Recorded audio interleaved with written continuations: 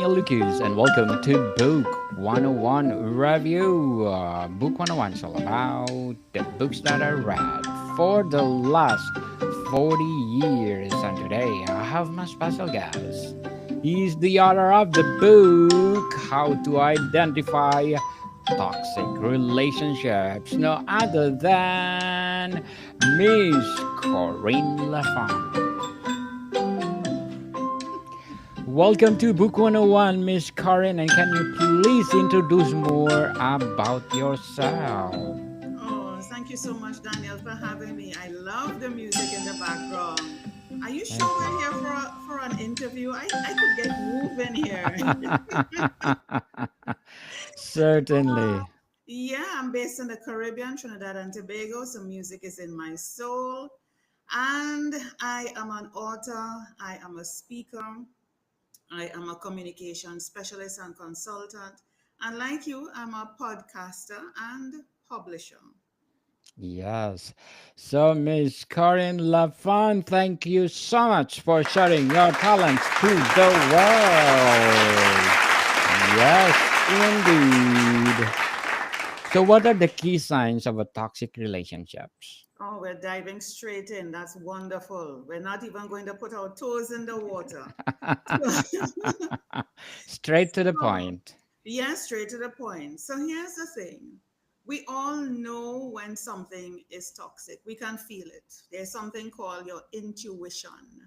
And as people always know, it never steers you wrong. It is us who decide to ignore it or choose to ignore it because we want to do our own thing. We want to find out for ourselves. But to identify for a toxic relationship, the first barometer I'm going to tell anybody to do is to listen to your intuition. And what does that feel or look like? It feels like that uncomfortable, gnawing feeling inside of you. You're like, something isn't right. Something doesn't feel right. Or you might say, I just hear something. Nobody's speaking to you physically, but you Yes. hear something. You're listening to the conversation. You might be on a date. You might be talking to somebody. You might be in a meeting. It doesn't matter what it is because toxic relationships in this book that you're seeing here on the screen is not just about personal, intimate relationship. It covers both personal relationships as well as workplace relationships. Half of the book is spent on each area. So if you're picking up the book, you can get both areas covered. So you will know just by you're in a meeting, for instance, and the person just probably cuts you off. You're in the middle of talking and the person cuts you off. You might say, well, these things happen every day. Yes, but it is not acceptable. The proper thing is for somebody to listen to you, like how Daniel is listening to me first, and then waiting for that particular point, or when I stop, and then he will continue or ask a particular question. You give that person the respect of their point. You don't try to predict or anticipate what the person is going to say and say, I know what you're going to say. And they give an answer or a response or advice that you never even asked for. These things you might think that's not toxic. This happens every day because you're thinking toxic as extreme. But it's the little things that adds up. And once you allow it each time, you just need to allow it and give permission to it. The person who you're interacting with or persons pick up on these cues and say, she's okay with it or he's okay with it. I could continue to do this. And not only that, amp it up. You see, as we say in the Caribbean, if you're going to be a thief and you're thieving chickens, you start off small. One chicken, you get away with that. And you're like, oh, I got away with thieving a chicken. Next thing you know, you're going for something bigger. It might be a sheep or it might be Yeah. a lot of chickens. so, so you don't allow it. You nip it in the bud, as we say, you nip it in the bud. And in personal relationships, it kind of shows up itself in a similar way. Your significant person or the person in your life isn't respecting you, or they raise their voice. A simple thing as raising their voice, or you sense that they are pretty curt with you or sharp. Some things are not as outright as people are expecting it to seem. It's what you call insidious things, very subtle. And I like to use the analogy of the frog in the water a lot of times, because you're that frog in the water, you don't realize that the heat is turning up underneath you, and you're just getting used to the warmth, not realizing that you're boiling and cooking and dying. So the person is actually turning up the heat under you because you have suddenly become comfortable and it has become normalized. And I'm sure people listening to this are going to be saying, yes, I could relate to that, because it started in your home as a child, and this is what you run towards. This is what you saw as normal. Because when you're a child and you get to an adult, when you're teenage looking at a relationship, you start to have feelings, that kind of thing. And you say, you're going towards the crazy kind of people. I call it crazy because it has become normal to you. You don't know anything different. And when you do meet somebody who is treating you like how you deserve to be treated, you are looking like at them like, what's wrong with you?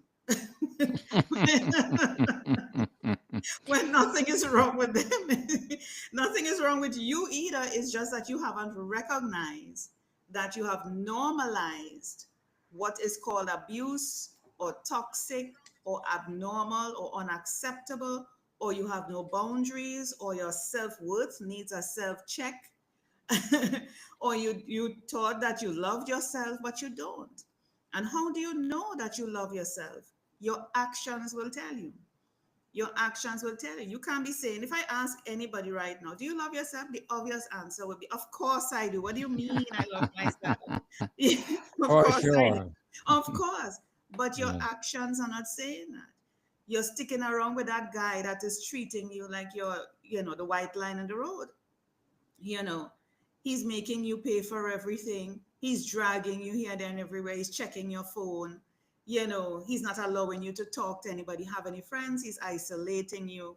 Your boss at the workplace is constantly calling you at times when they're not supposed to be calling you. Every time you sit down at the desk or whatever, or if you're working from home, you just can't have peace of mind to focus on what you're doing. You're being constantly micromanaged.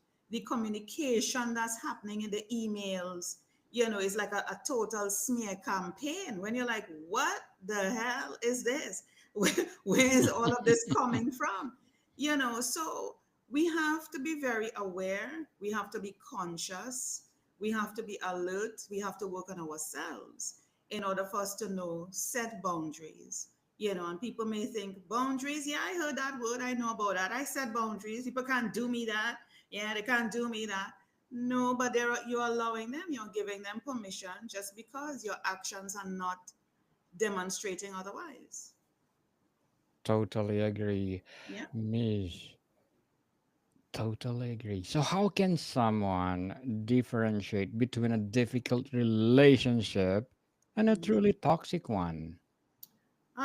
Well, just on the examples that I mentioned a while ago, but the main thing to differentiate is for you to work on yourself. Because you see, if you don't work on yourself, you're going to continue to normalize what you have been seeing all along. You're going to keep running towards that. You're going to keep being in that washing machine cycle, wash, rinse, repeat, wash, rinse, repeat. And people say it. I keep getting into the same relationship. That relationship may have different names: John, Jack, Jason.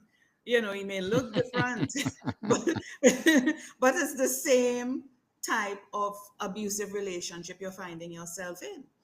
And you're the common denominator. You can't blame them. You can't say, well, John did this to me and Jack did this to me. That feels good and is venting, but you keep pointing the finger and you keep looking externally for a reason for why you are there, not realizing it and asking yourself, I am the common denominator. I am the one that keeps going back into this. Why am I being attracted to this? You know, for me, I mean, and I'm talking from experience, that know what I do. If I find myself being attracted to somebody, I'm like, run as far as I Run. run. Don't even think about it. From the time I start to sense, ooh, I like you, you look yummy. I'm like, nope, run. Run. Do the Fast. opposite. Do the opposite, because it's that familiarity. is what I like. And I take the time. Sometimes I give it time, I'm like, I'm gonna give you time. And let me tell you, Daniel, let me tell you, audience, I always prove myself right. They Yeah. always turn out to be just as I thought. And I should have run. So that's the thing. Work on yourself. Take the time. And people tend to make being single or in solitude. I don't want to say isolation, but it requires isolation. And isolation don't mean lock up yourself in a house like if you're in jail, throw away the key. It just means that you just decide, I'm just spending time with me. I'm going to go do my spa. I'm going to just take some time and have a relationship with me. Me. I Yourself. deserve Yes. time with me.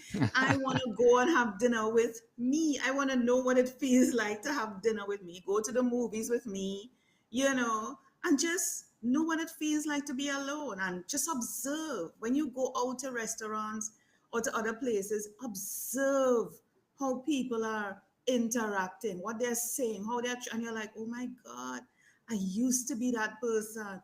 Or that is exactly me last week. How could I tolerate that? True. You start to see yourself and a lot of people, strangers outside, and you're like, hell no, I'm not accepting that again. So you come back home, you might take a journal, you might sit and record it on your phone and say, today XYZ, and I am so not allowing that. And you talk to yourself, Corrine, you do the mirror work. Corrine, Daniel, what is going on here? Tell me. And you will actually hear the Daniel talking back to you.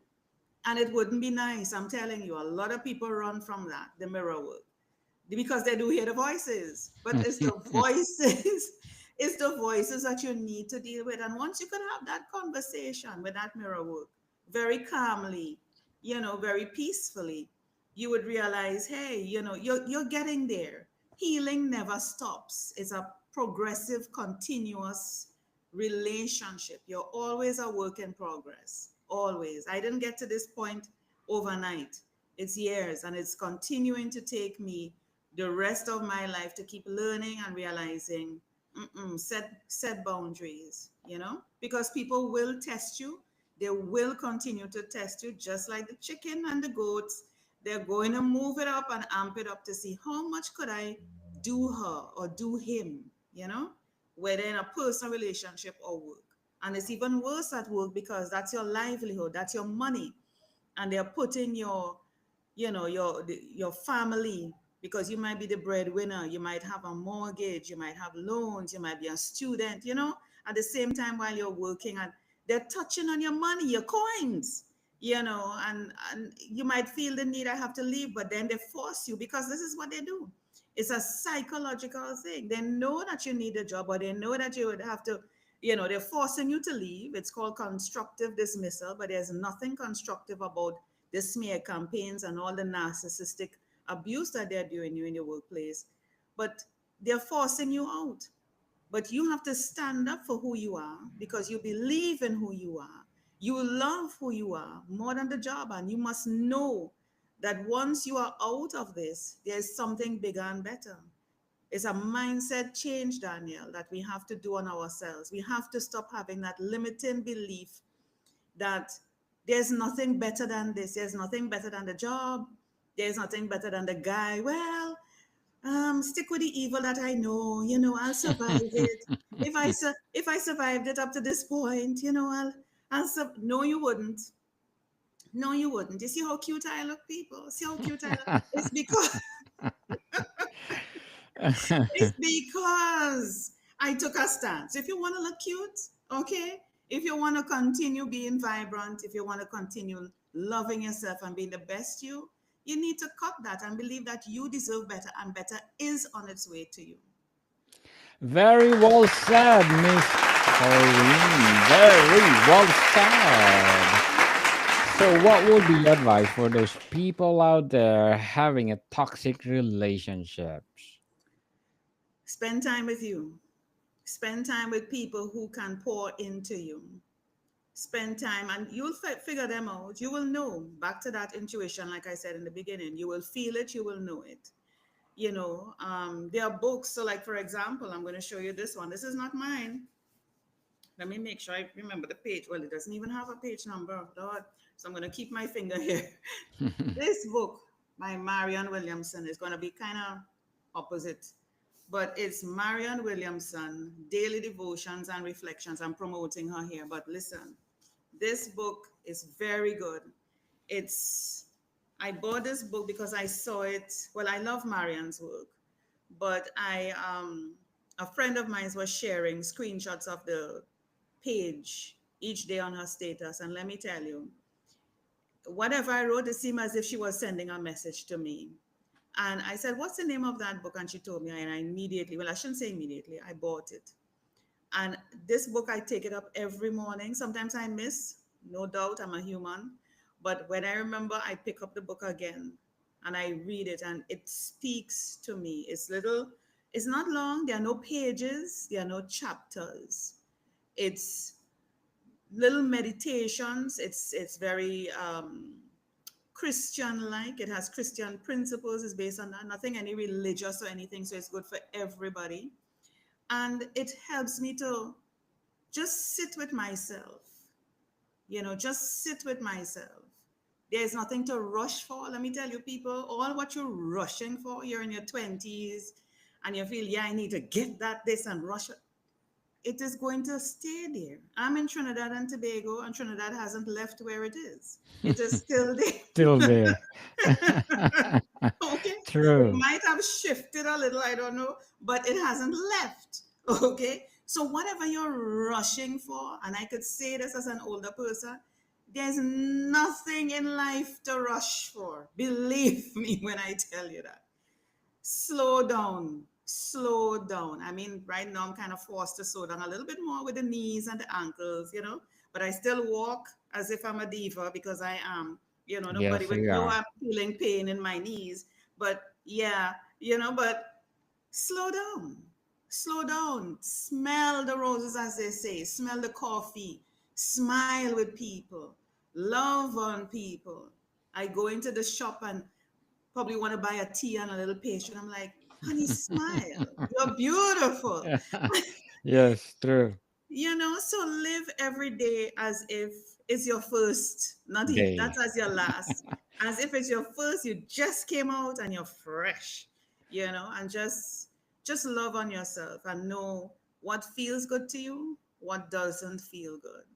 And hold fast to it, because it's one thing to say that isn't right for me and then you go right back into it. Hold fast and don't feel guilty or make anyone shame you or make you feel bad for standing up for what you deserve and what True. you believe.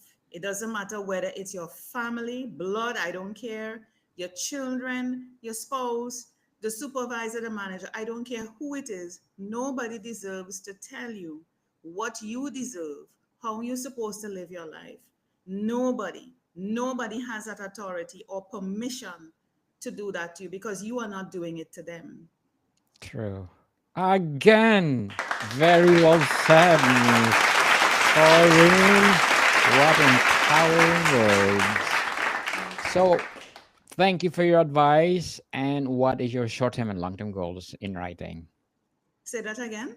What are your short-term and long-term goals in writing? Uh, well, I just churned out a few books. You shared one of them.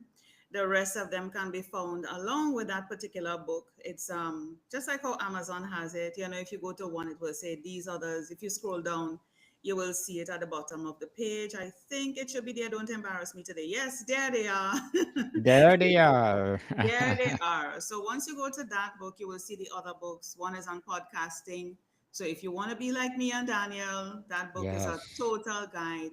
The second one is about parenting for the modern family. It has a really good spin on, dealing with the modern times and with children, teenagers, and all of that, and the author's journey. So if you want to become an author, like myself and others out there, this book is going to guide you. And the beautiful thing about all of these, including the first one that he showed you on toxic relationships, is that if you go to that preview, if you click on that preview, notice there's a down arrow, which means you get a sample chapter from Yes. each one of those books. So if you don't want to purchase it, that's fine.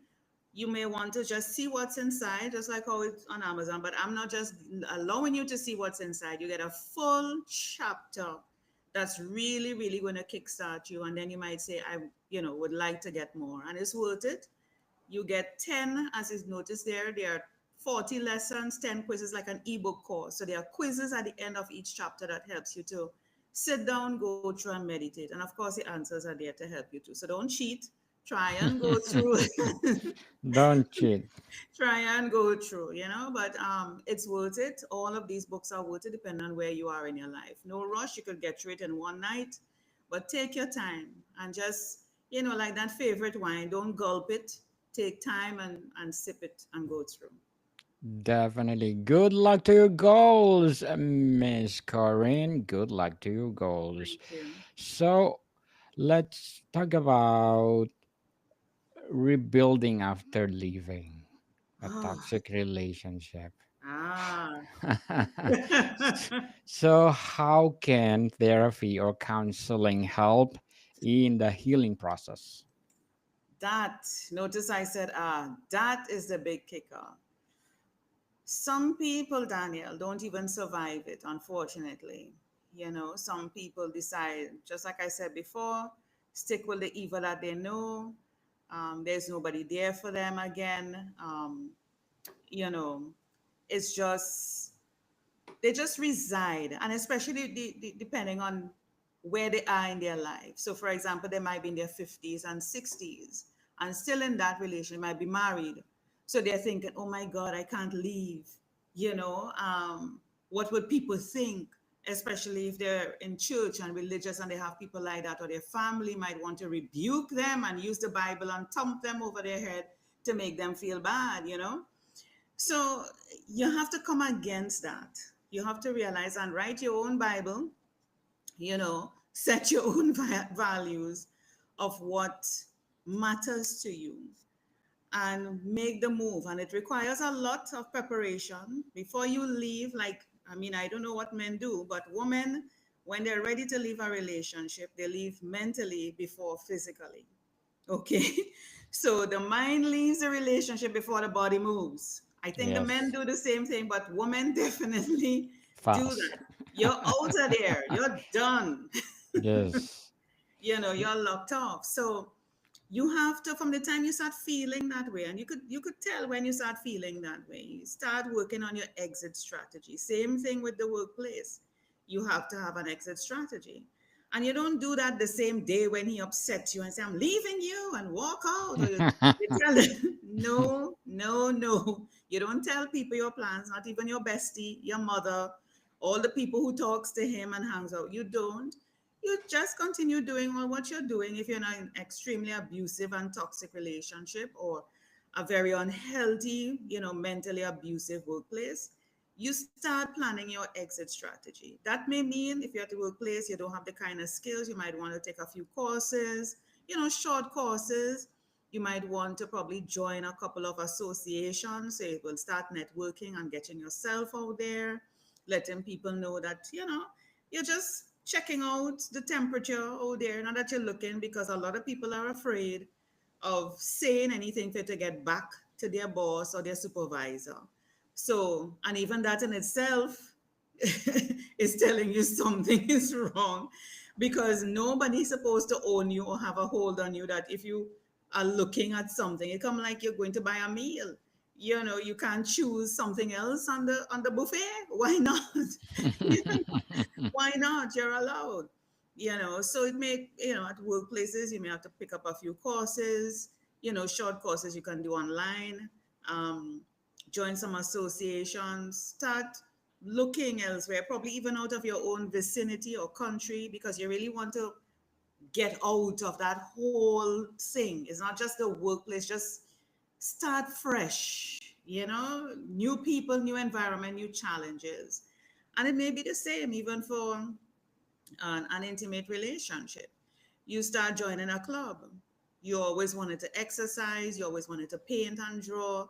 You start doing the things that you put aside when you met the guy or when you met the woman. You start to find yourself and do those little things and say, hey, I'm looking for a little art, whatever, or sip and paint, you know, and you meet people or a little mold in class. What do you call that? The little clay thing, you know, just some creative thing. Or you start probably, I don't know, just doing anything. Start doing things a little bit differently. Now, that in itself may spark a little trigger in the person, realizing that you're changing in front of them and you have plans. And again, you just have to say, honey, I just want to look good for you, you know? You have to find some way around it, you know? Yes, You know, totally. but work out an exit strategy, whatever that means. And of course, I know people listen to this, and I'm not going to hide it. You have to set up an account. You have to probably even start transferring your clothes little by little, or probably not even transferring it, buying a new set of clothes little by little over. You don't need a lot just to get you started because over time.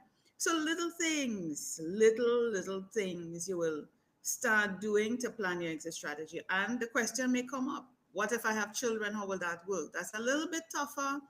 You have to maintain the status quo in the home with the children and the man and everything as usual.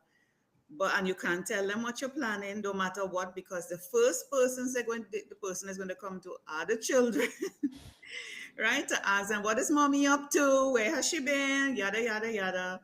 So you can't have them being used as pawns, even though they will be ultimately. So you have to protect them at all costs. And I don't know, you just have to know your partner, his ins and outs. It varies for everybody, but there are some standard things that you really need to do because you can't make a move without having the money. And it's the same thing for a job. You want to leave a particular job, make sure you're putting down at least 50% of your current income into something, that into a pool or something that you can, when you leave, you could at least sustain yourself for about a 6 months to a year till you find something else to do, or you start your own thing. You start Yes. your own thing. So, Miss Corinne, before we wrap up our discussion for today, I'm inviting you to please do listen to my other podcast, Food 101, in its fifth season. People, fifth season with Chef Alessandro, one of the specialty chef in one of the five-star hotel in downtown Toronto. Please do listen to our latest episode. We are reading our letter senders all over the world. So please do listen, Food 101, wherever you listen your podcast. So, Miss Corinne, what is the most empowering lesson someone can take from escaping a toxic relationship? Love yourself. Start with you. Love Definitely. yourself and start with you. Have a relationship with you first before you can with anybody else. Totally straight from the heart. Love yourself, people. Miss Corine La Font, thank you so much for sharing or empowering us. And we are looking forward for more, and more empowering books like this. So can you please invite our listeners to support all your books? Thank you. Where they gonna find your books, Miss Corinne? It's on beyondthelineslearning.estore.com. Yes, people. Beyondthelineslearning.estore.com. Com. So, people, let's support Miss Corinne La Font because if you support her, as I said, more and more and more and more empowering books like this to come. So, Miss Corinne, thank you so much for your time. Thank you so much for having me, Daniel. It's been a pleasure. Modicon people, see you soon.